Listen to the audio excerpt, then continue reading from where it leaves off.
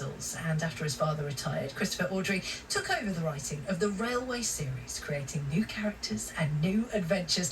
And this June, he is discussing his life in a one-off show. This sounds incredible. At London's Hammersmith Apollo, hosted by rail enthusiast, the none other than Pete Waterman, who, when I say rail enthusiast, my goodness me, he really is. The show is called 85 Years of Letting Off Street Steam, and I'm pleased to say we can speak to Christopher now. Christopher, thank you so much for joining us. You're very well. And for anyone who grew up with Thomas, what do you think it is about these stories that has just made them last for generations now? I've been asked that question for nearly 80 years. It's the feeling of family, I think. Father tried to create what he characters for the engines who appeared to behave like children. Yeah. And that's, I think, what appeals to children today. He is the fact controller, the fact director, as he was in the first few stories, is there to keep everything on its right track and reprove to kids when they're misbehaving. And I think there are so many children and so many grown-ups who are listening to this right now, just kind of remembering different trains and different characters from the books. I didn't know that your father had written these books for you when you were poorly in bed, and which I think is a lovely thing to be doing. But you took over from your father, who created the original books. What was that like, Christopher, stepping into such a beloved world and making it your own for, as you say, for 85 years now? I don't know. I was a bit bewildered at that point. I bet. Because it was the first time I'd written anything worthwhile. I didn't know how it was going to turn out, but it worked. It worked for me anyway, and obviously for a lot of other people too. Yeah, definitely. I mean, I'm not saying I named my child after Thomas the Tank Engine, but he is called Thomas. I'm just saying that.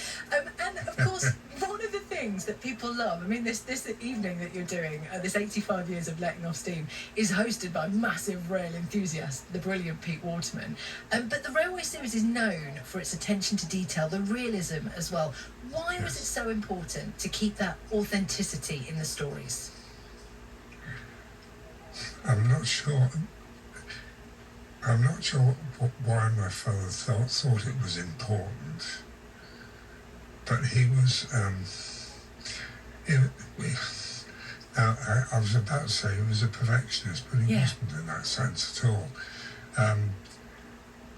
He did, as far as railways were concerned, everything did have to be just right, and the illustrations of the first book didn't meet with his approval at all. For that reason, interesting. The publishers had to find an alternative illustrator. But that comes out. It's not just the illustrations. That comes out in the stories as well. Yeah. Because nothing in the stories happens that couldn't happen on a railway.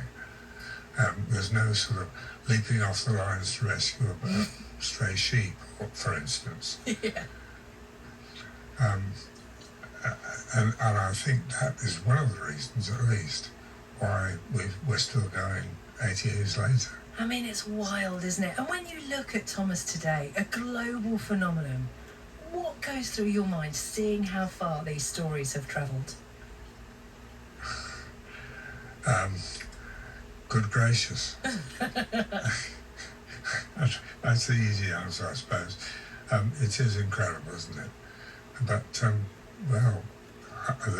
I think the things that I've already mentioned have quite a big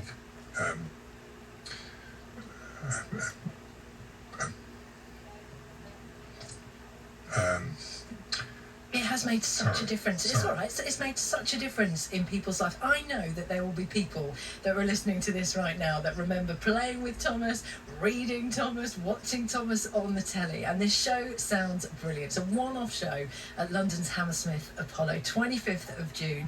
85 years of letting off steam. It's you, Christopher Awdry, and hosted by rail enthusiast Pete Waterman. Thank you.